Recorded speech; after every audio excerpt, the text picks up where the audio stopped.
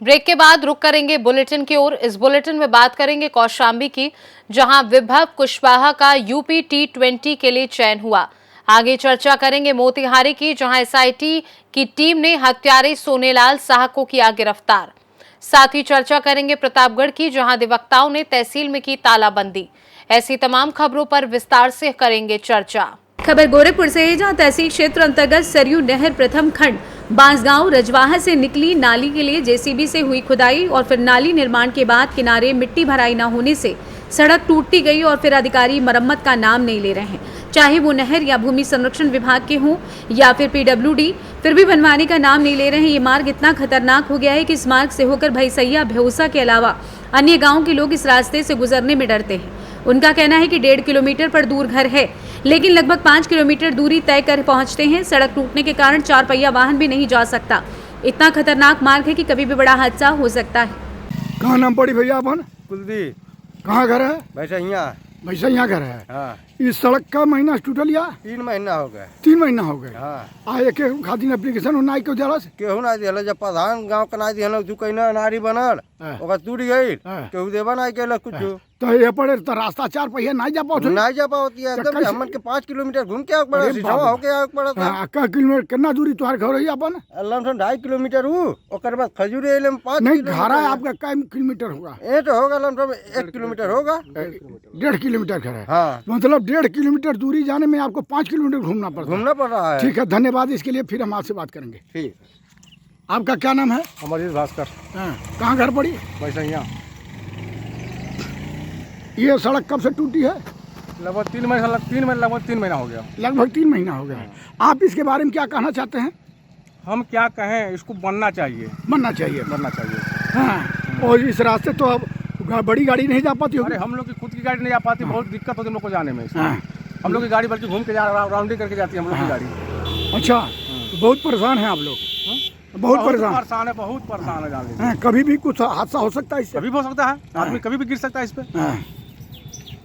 कहाँ नाम पड़ी भैया अपन? कहाँ घर पड़ी? व्यवसा घर पड़ी।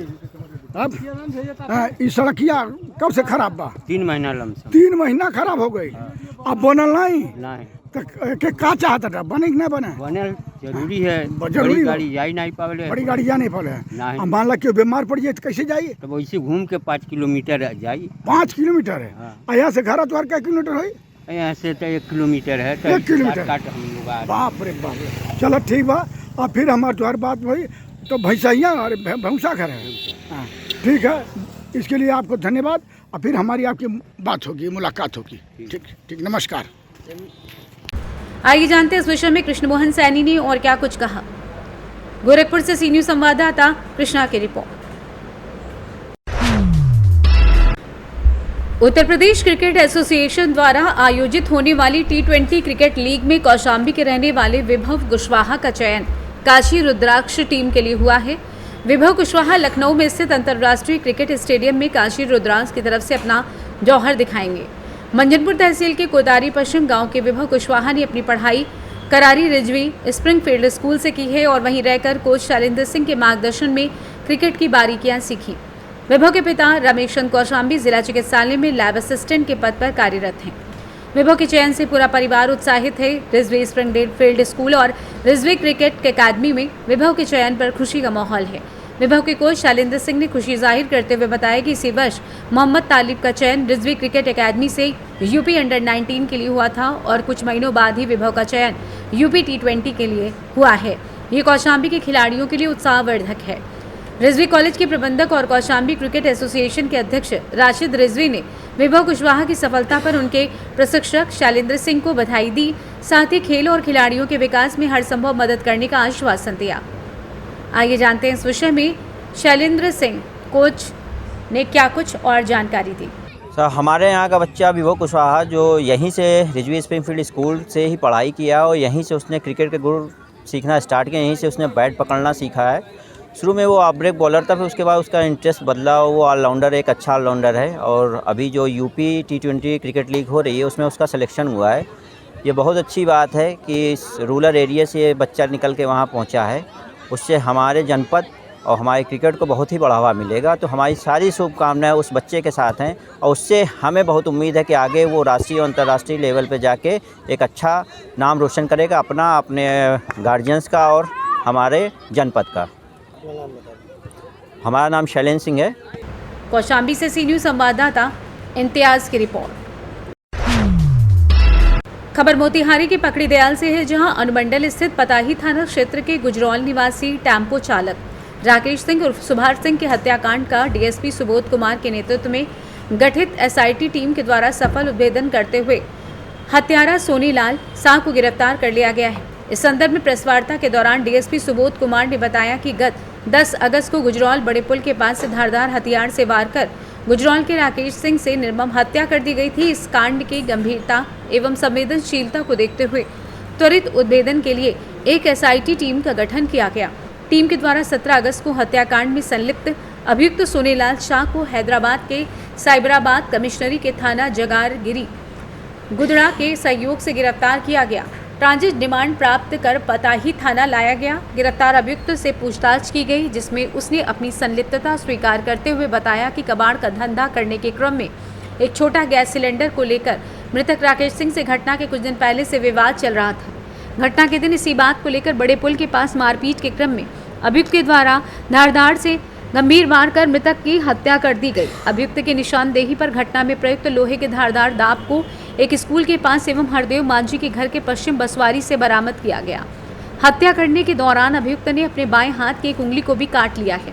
छापेमारी दल में पताही थाना अध्यक्ष कैलाश कुमार, पुअनी संजय चौधरी, बीएमपी हवलदार विमल कुमार, महिला सिपाही नीतू कुमारी, विभा कुमारी आदि शामिल थे। दिनांक 8 अगस्त 2024 को संध्या के समय में पताही थाना अंतर्गत गुजरौल निवासी राकेश सिंह पिता सुभाष सिंह जी की हत्या गुजरौल बड़ी पुल के पास धारदार हथियार से अभियुक्तों के द्वारा किया गया था, जिस संदर्भ में पताही थाना कांड संख्या 195/24 दर्ज कर अनुसंधान प्रारंभ किया गया था। मामले की गंभीरता और संवेदनशीलता को देखते हुए पुलिस अधीक्षक महोदय मोतिहारी के द्वारा एक एसआईटी का गठन किया गया था। गठित एसआईटी के सदस्य थानाध्यक्ष पताही एवं जो अनुसंधानक है केस के संजय चौधरी, उनके द्वारा अनुसंधान के क्रम में सीसीटीवी फुटेज के आधार पर और आसूचना के आधार पर इस कांड में संलिप्त एक अभियुक्त जिसका नाम सोनीलाल शाह है, पिता जतन शाह, जो कि गुजरौल का ही रहने वाला है, उसको गिरफ्तार किया गया है। गिरफ्तारी इनकी जो है हैदराबाद के साइबराबाद कमिश्नरी के थाना जगारगिरी गुड्डा में की गई है और वहाँ से फिर ट्रांजिट रिमांड लेकर के पताही थाना लाया गया। पूछताछ के क्रम में जो है अभियुक्त सोनीलाल के द्वारा घटना में अपनी संलिप्तता स्वीकार की गई है। यह भी बताया गया है कि जो मृतक से वो उनका हमेशा झगड़ा लड़ाई चलता रहता था कुछ बातों पे, क्योंकि दोनों नशा आदि के हैबिचुअल रहे हैं। इस कारण से दोनों के बीच हमेशा झड़प होता रहता था। इसी बीच में एक गैस सिलेंडर था, चूँकि ये जो अभियुक्त है वो कबाड़ का धंधा करते हैं, तो गैस सिलेंडर को लेकर दोनों के बीच में विवाद 2-3 दिन पहले से चल रहा था। उसी क्रम में जो है घटना वाले दिन पुल के पास में अकेले दोनों एक दूसरे से लड़ाई किए, मारपीट की और मारपीट के क्रम में धारदार हथियार जो दाब है उससे अभियुक्त के द्वारा जो है मृतक को अलग अलग जगह पे शरीर के गर्दन पे, छाती पे वार करके उनकी हत्या की गई।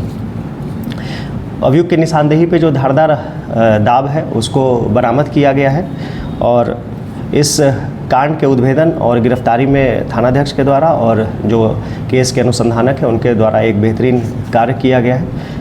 इनके लिए इसके लिए इनका पुरस्कार के लिए प्रस्ताव भी भेजा जाएगा।